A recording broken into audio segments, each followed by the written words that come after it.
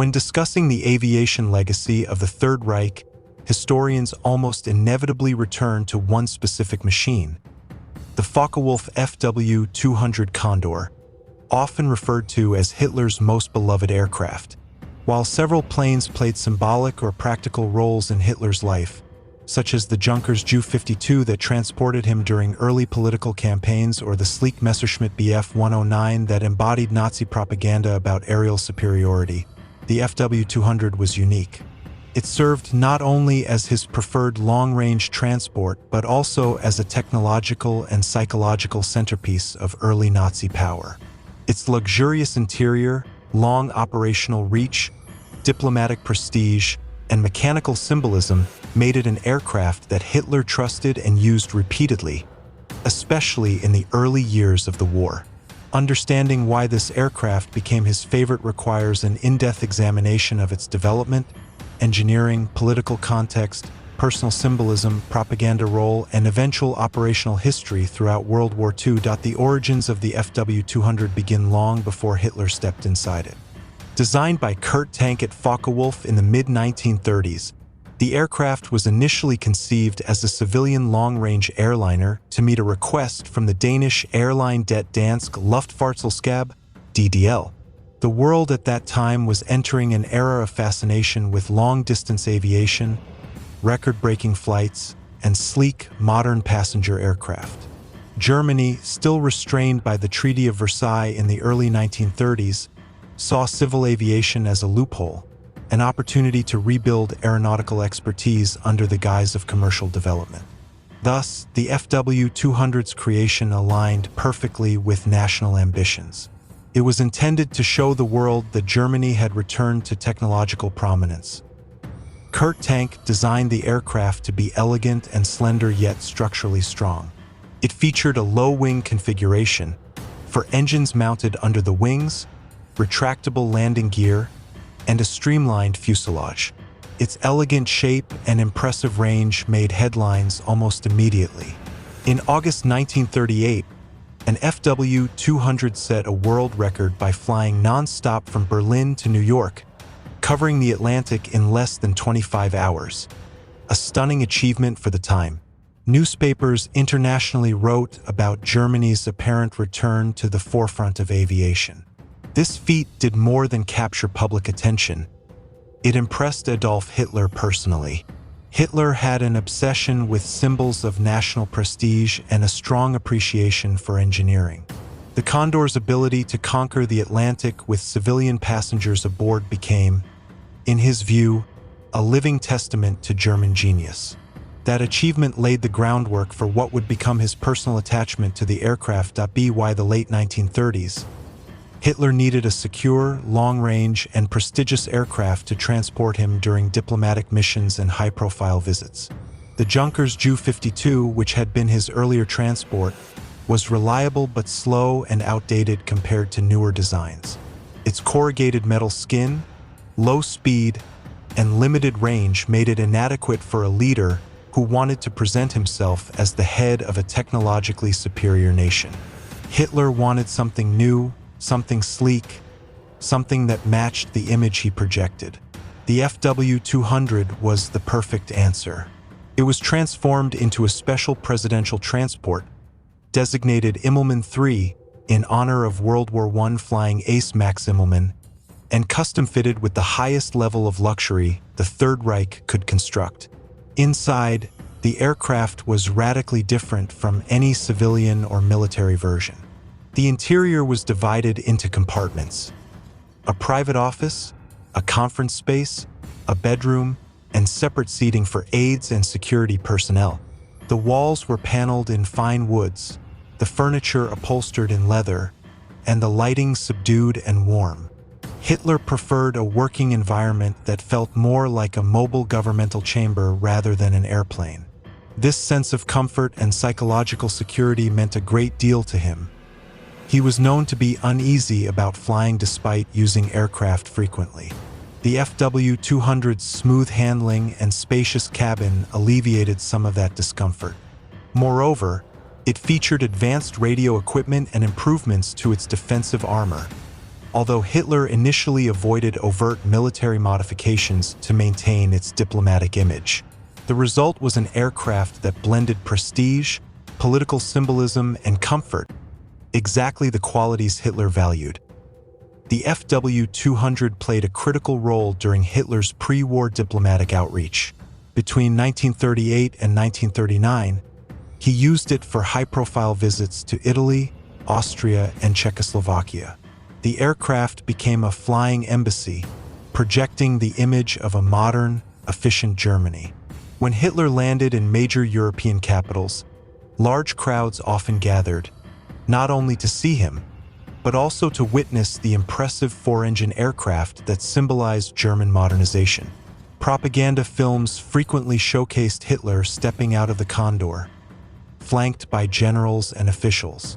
The symbolism was clear. The Führer arrived not in an ordinary machine, but in one that represented Germany's return to greatness. In this sense, the Fw-200 was more than a personal preference. It was an ideological tool. The regime understood how imagery influenced public perception, and the Condor became part of the aesthetic fabric of Nazi propaganda. The aircraft's technical strengths also reinforced Hitler's adoration for it. While not designed for battlefield ruggedness, the Fw-200 possessed exceptional range and altitude performance for its time. It could cross continents without refueling, operate economically at high altitude, and maintain stability throughout long missions. For a leader who traveled frequently and who needed to project dominance across Europe, the range was invaluable. Hitler could fly directly from Berlin to Rome, from Munich to Vienna, from Germany into newly conquered territories, and even to frontline command posts during the early stages of the war. This mobility supported his political strategy of personal involvement. He liked being physically present at important moments, military parades, annexations, signings of documents, and the Condor made such appearances logistically feasible. When World War II erupted, the aircraft assumed additional importance. Although Hitler used it less frequently during heavy fighting, favoring secure, shorter-range transports like the Heinkel He-111 later in the war, he retained a deep emotional attachment to the Condor. He continued using it during periods when travel was necessary to maintain morale or oversee critical operations.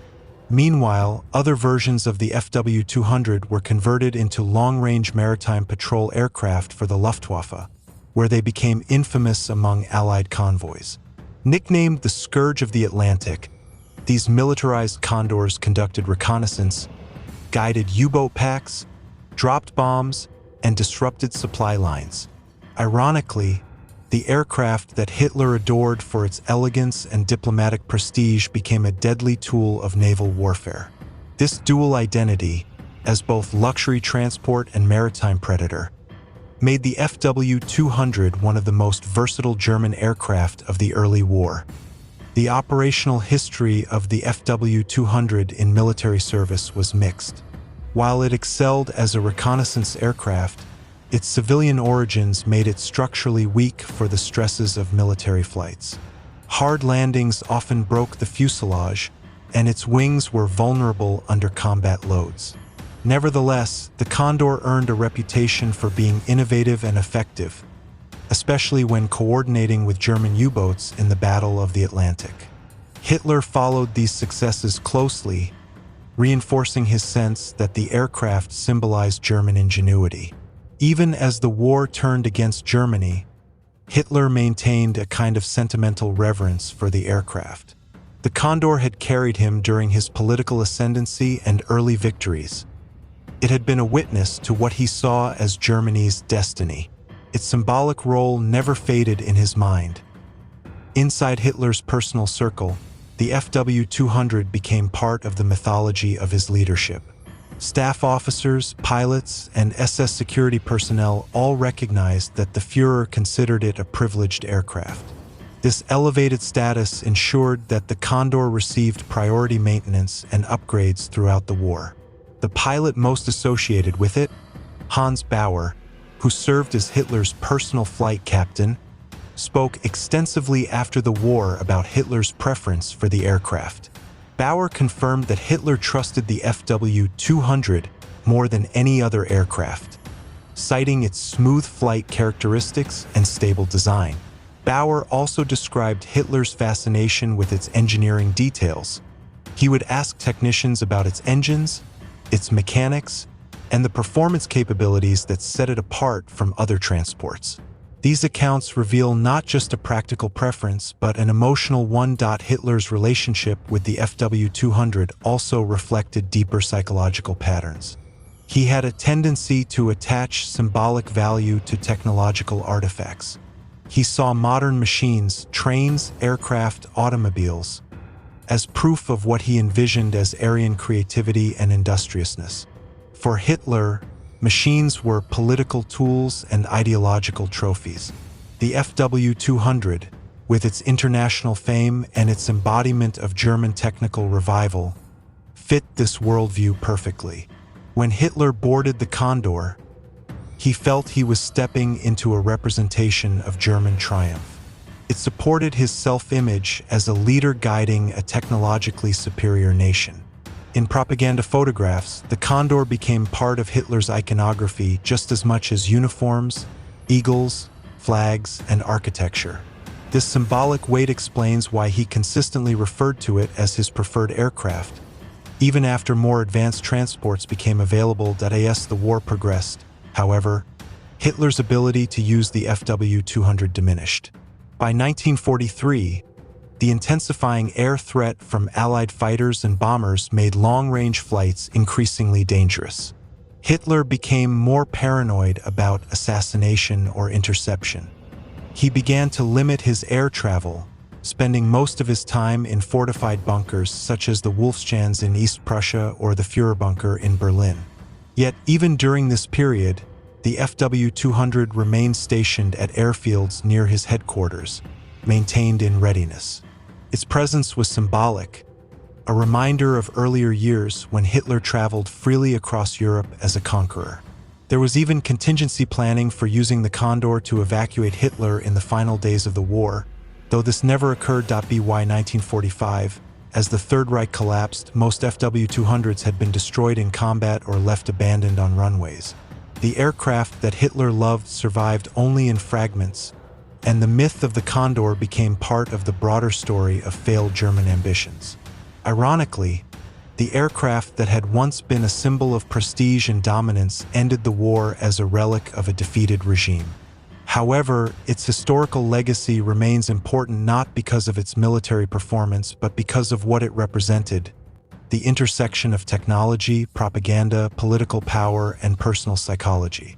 Hitler's attachment to the Fw-200 was not purely utilitarian. It reflected his obsession with appearances, symbolism, and the projection of strength. To fully understand why the Fw-200 can be called Hitler's most beloved aircraft, one must examine various dimensions: technological admiration, political utility, personal comfort, propaganda value, and emotional symbolism. Technologically, the aircraft represented the cutting edge of German aeronautical design in the 1930s. Politically, it provided Hitler with unprecedented mobility and prestige during critical diplomatic moments. As a transport, it offered a luxurious environment that soothed Hitler's fear of flying.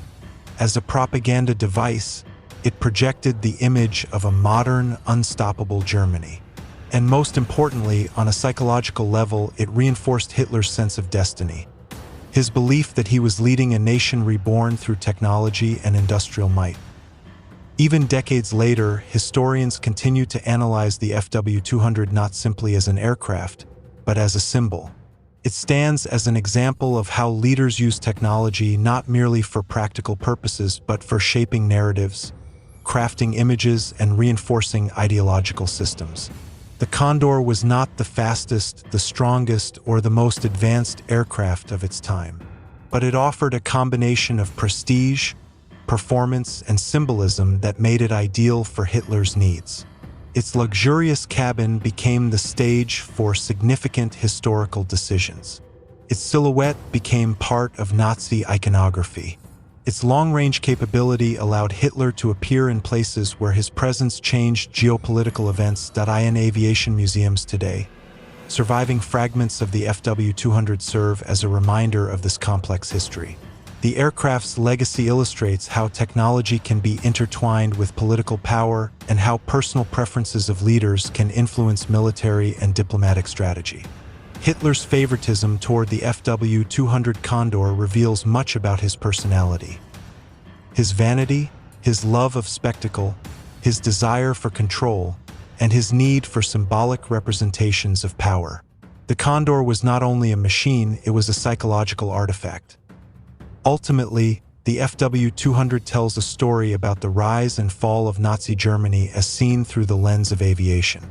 It was born in the optimistic, ambitious environment of the 1930s, achieved fame through world records, gained political significance during diplomatic expansions, entered war as both a luxurious transport and a feared maritime aircraft, and finally faded into ruin as the Reich collapsed.